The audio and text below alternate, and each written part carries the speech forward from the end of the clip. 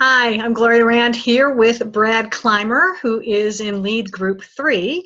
And Brad is going to share with us a little bit about who he is, where he comes from, and why he joined Lead. So welcome, Brad. Thanks. I am Brad Climer. I am from Texas. And even though I believe that's a nation, I know it's still part of the United States.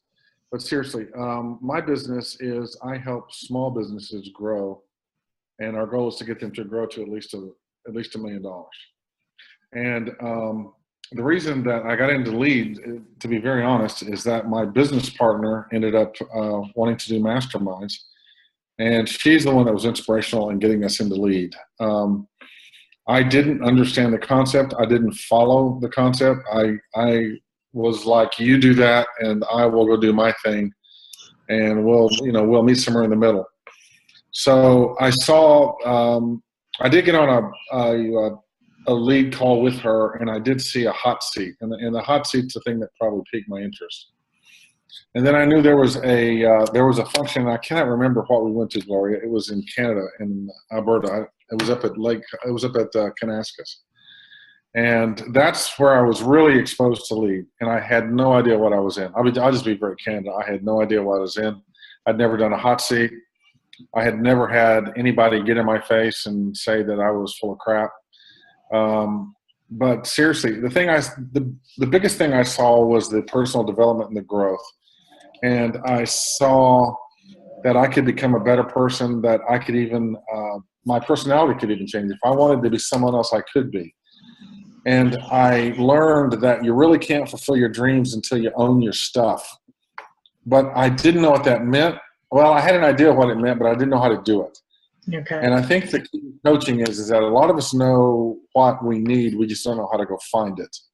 So I would say that Lead helped me find the things that I didn't know how to find for myself. That's probably the biggest takeaway that I've had from Lead. Cool.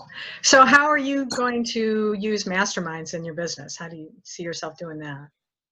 For me, of course, I'm a little different than the rest of everyone because I quickly saw that masterminds weren't in my foreseeable future, but that the concepts that I was learning was in my foreseeable future.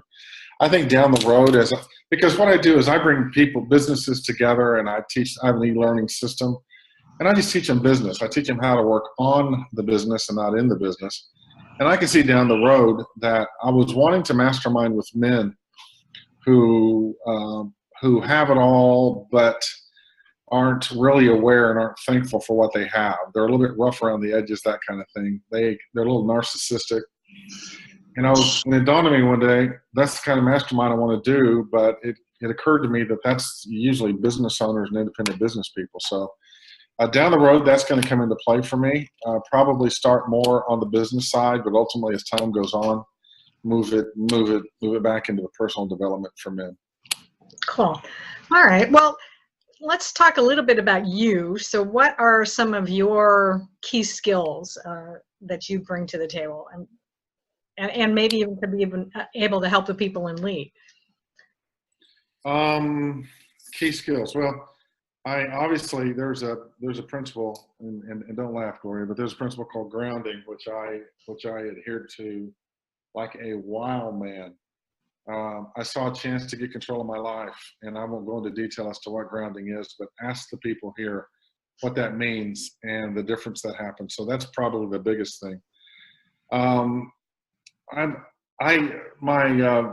Probably my strengths are seeing the overall piece, looking at the 30,000 foot view, and then knowing how to put it together. I'm better at putting together businesses than being a coach or being a salesperson, or really even running a mastermind. I mean, I'm okay at it. I'm not great at it.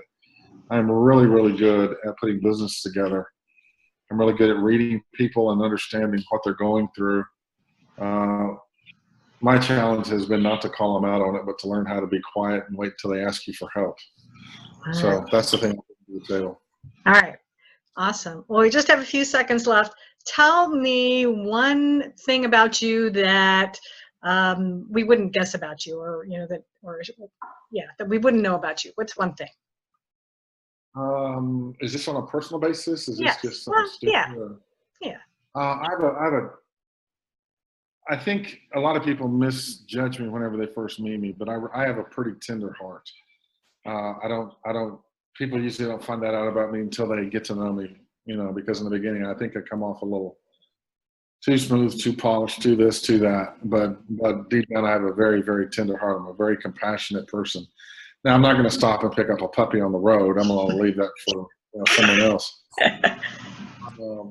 But I do care about people deeply. I do want to see them change.